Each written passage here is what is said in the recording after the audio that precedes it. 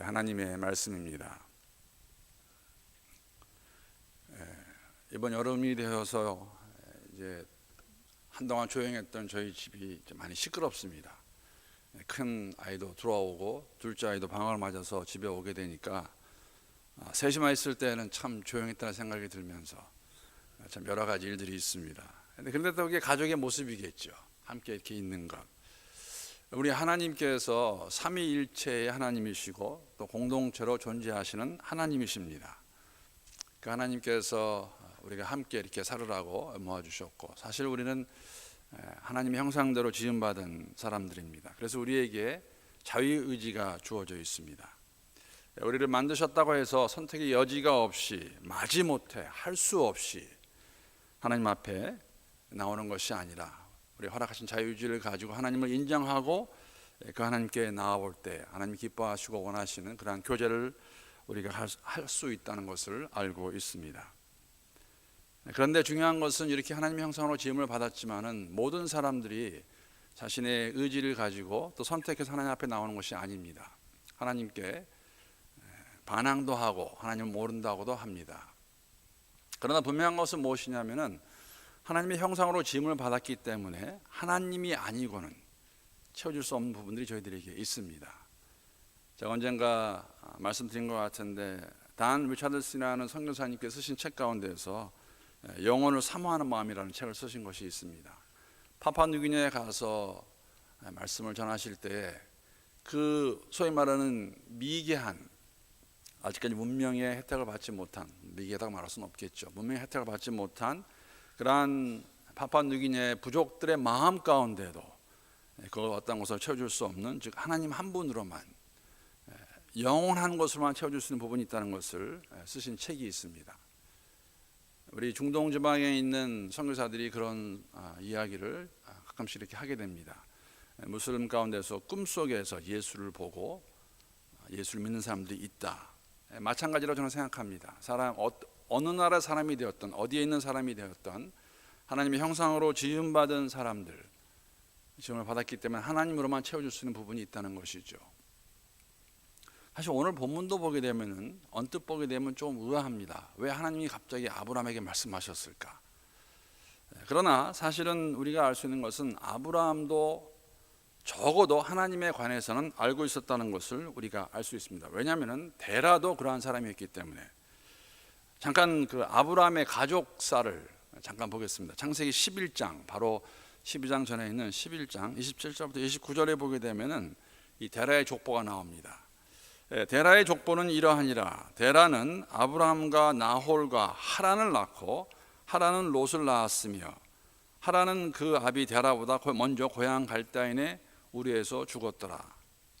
아브라함과 나홀이 장가들었으니 아브라함의 아내의 이름은 사레며 나홀의 아내의 이름은 밀가니 하란의 딸이요 하란은 밀가의 아버지며 또 이스가의 아버지더라. 라면서 데라의 족보가 이렇게 나옵니다. 여러분, 우리가 알고 있다시피 데라는 셈의 직계손입니다. 홍수 이후에 하나님께서 노아와 그 아들 3명을 통해서 땅에 사람들을 퍼지게 하십니다. 데라가 어떻게 하나님에 대해서 알고 있었을까를 우리가 말할 수 있는 것은, 여러분 창세기 11장을 보게 되면은 두 이야기가 나오고 있습니다. 투 스토리죠. 하나는 우리가 잘 알고 있는 바벨탑 사건의 이야기고, 또 하나는 이 데라의 아브라함의 족보 이야기가 여기 나오게 됩니다.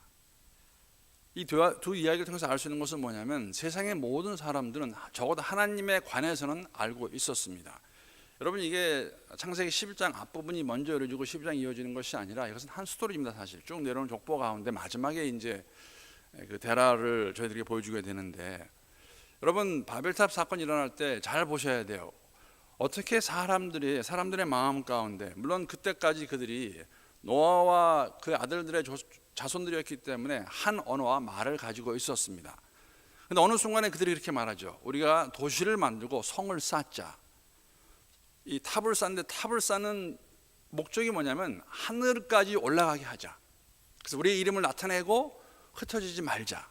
즉 사람들의 마음 가운데는 자신들과 다른 신에 대한 생각이 있었습니다. 분명한 것은 아마도 노아와 그 아들들을 통해서 내려온 자손들이 들었을 겁니다. 하나님께서 그 어느 시절에 올라가서 사람들의 악함을 보시고 다 멸하셨는데 노아와 우리의 조상인 노아와 아들들 셈과 함과 야벳은 구해주셨다. 그 내려와서 하나님에 대한 인식이 있었습니다. 데라도 있었다고 말할 수밖에 없는 게, 왜냐하면 아브라함이 하나님의 말씀을 들을 때 그 말씀을 알아듣고 순종하기 때문입니다. 전혀 모르는 상태에 일어난 것이 아닙니다. 즉 사람들은 하나님에 관해서 알고 있었습니다. 그러나 데라와 아브라함이 보여주는 모습은 또 극과 극입니다. 하나님께서 아브라함에게 오늘 말씀하시죠. 떠나라는 말씀을 보게 되면은 아브라함이 떠나지 않고 싶을 만한 이유가 여러 가지가 있습니다. 첫째는 뭐냐면은 나이가 많았다는 것입니다. 순종하고 떠난 아브라함의 나이가 몇 살입니까? 75세입니다. 물론 그때는 우리보다 더 나이가 많이 오래 살았지만은 120살에 죽는 아브라함의 나이를 계산하게 되면은 사실은 적은 나이는 절대 아닙니다. 75세에 떠나라는, 그때까지 정도로 살고 있던 그 지역을 떠나는 하나님의 말씀을 듣는 것이 쉬웠을까? 또 하나는 뭐냐면은 그뿐 아니라 그 지역에서 잘 정착해서 자리 잡고 있었고 그가 가지고 있던 소유물이 적지 않았다는 것입니다. 사실은 이 애굽을 떠나서 움직일 때 보게 되면은 그가 가축과 은과 금이 많았다고 기록하고 있습니다. 또 하란을 떠날 때에도 소유가 많은 것을 저희들이 추측할 수가 있습니다. 그래서 우리와는 좀 많이 달라요. 우리는 미주에 이민 올 때 얼마나 많은 사람들이 이렇게 많은 부를 가지고 왔는지 모르겠습니다. 아브라함은 그렇지 않았습니다. 75세에 가진 게 많았던 그 상태에서, 특히나 목적지를 알 수 없는 상태에서 가라는 하나님의 말씀을 들었을 때 아브라함 마음 한구석에서 저 같으면 그랬을 거예요. 꼭 가야 될까? 여기서는 뭐가 안 될까? 아마 그런 마음이 들지 않았을까? 그런데 우리는 압니다. 아브라함은 그 말씀, 명령을 듣고 순종합니다. 물론 순종할 때 이유는 있습니다. 가장 먼저 볼 수 있는 게 뭐냐면 하나님께서 그에게 축복을 약속하십니다. 내가 내 말을 듣고 떠나면은 내가 너에게 복을 주리라. 여러분, 이 복의 내용을 자세히 보게 되면은 아브라함에게는 정말 좋은 소식이었습니다. 이유가 두 가지가 있어요. 하나는 뭐였냐면은 나이가 75세가 되도록 자식이 없습니다. 여러분, 이게 얼마나 웃기는 상황인지 아십니까? 아버지 데라는 나이 70대에 아들이 셋이 있었어요. 그렇죠? 그런데 아브라함에게는 자식이 없습니다. 현실이죠. 아무리 가진 것이 많고 그 땅에서 잘 정착해 살지만은 그에게는 아들이 없는 상태에서, 자식이 없는 상태, 하나님 뭐라고 하시냐면은 내가 내 말 듣고 떠나면은 자식을 주겠다. 왜냐하면 큰 민족을 이루겠다 말씀하지 않으십니까? 그래서 아브라함에게는 이러한 하나님의 말씀이 축복이었습니다. 좋은 소식이었죠. 여러분, 복음은 좋은 소식입니다. 그런데 왜 복음을 사람들이 받아들이기 원치 않는가? 이유는 하나입니다. 왜냐하면 그것을 좋은 소식으로 받을 수 없기 때문에. 여러분 아시지 않습니까? 복음을 전했을 때 가장 복음을 받기 힘든 사람이 어떤 사람이냐면은 세상에서 모든 게 다 있는 사람이에요. 여러 가지로. 그렇죠? 지위도 있고 건강도 있고 자녀도 있고 뭐 다 있는데 당신 죄인입니다 그러면 그걸 듣겠어요? 안 듣죠. 아니라고 말하죠. 아브라함에게는 그럴 수도 있었지만은 자식이 없는 상태에서 하나님께서 너로 인하여 큰 민족을 이루겠다 하시는 그 말씀을 듣고 그것을 받아들이고 좋은 소식을 알고 그 어떠한 복보다도, 세상의 어떠한 복보다도 하나님의 복을 받기 위해서 그는 과감하게 그 땅을 떠납니다. 두 번째는 사실은 아브라함은 떠날 준비가 되어 있었습니다. 왜 이렇게 말씀을 드리냐면은 창세기 11장 32절 33절 말씀 다시 보겠습니다. 데라가 그 아들 아브라함과 하란의 아들인 그의 손자 롯과 그의 며느리 아브라함의 아내 사레를 데리고 갈대아인의 우르를 떠나 가나안 땅으로 가고자 하더니 하란에 이르러 거기 거류하였으며 데라는 나이가 205세가 되어 하란에서 죽었더라. 데라가 아브라함과 손자 롯과 사레를 데리고 떠났을 때 떠나면서 가기 원했던 목적지는 가나안이었습니다. 가나안에 가지 못하고 하란에서 죽게 됩니다. 한 가지 여기서 우리가 재밌는 게 나옵니다. 왜 데라가 그 가나안 우르 갈대아인의 우르를 떠나기를 원했을까? 그리고 가나안 땅으로 가기 원했을까? 왜냐하면은 여러분 이 33절에 보게 되면은 사실은 요 전에 30 전에 보게 되면은 그 아들 하란이 이미 먼저 죽습니다. 아버지보다. 그렇죠? 그래서 사실은 아마 그 가나안 땅 우르가 이 아버지 데라에게는 아마 있고 싶지 않은 땅이었을 거예요. 아들이 셋 있었는데 아들이 먼저 죽은 그 땅을 아마 이 데라는 원치 않았었고, 그래서 가나안으로 이주를 하려고 가다가, 근데 사실은 이게 이제 월드 플레이가 나오는데요.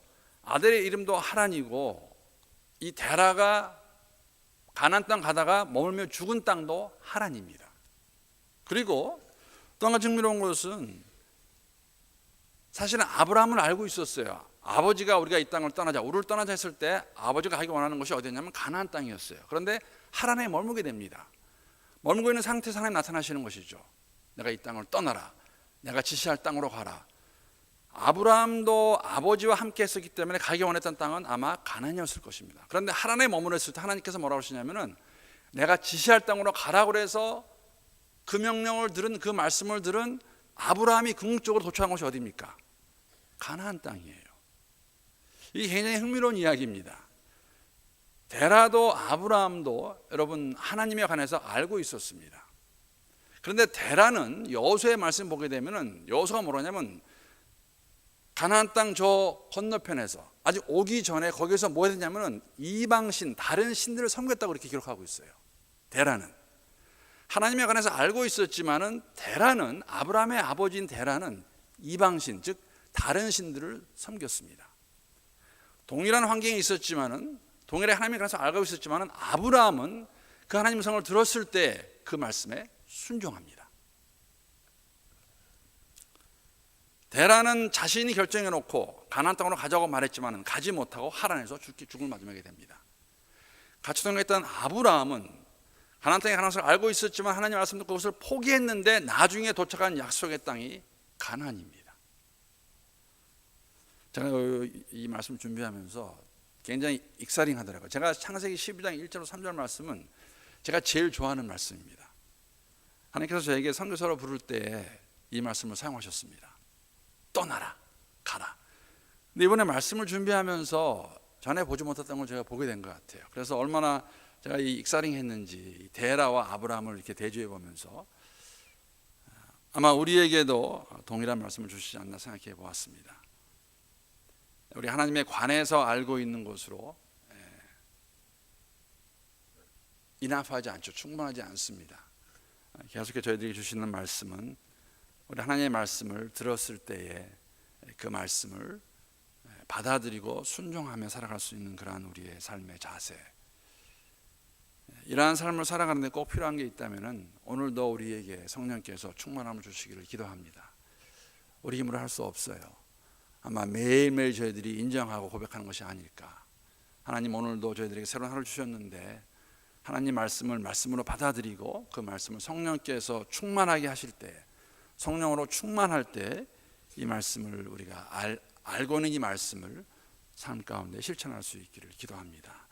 그러한 마음을 가지고 오늘 하루도 주 안에서 승리하며 사시는 모든 분들 될 수 있기를, 그런 교회가 될 수 있기를 함께 기도합니다.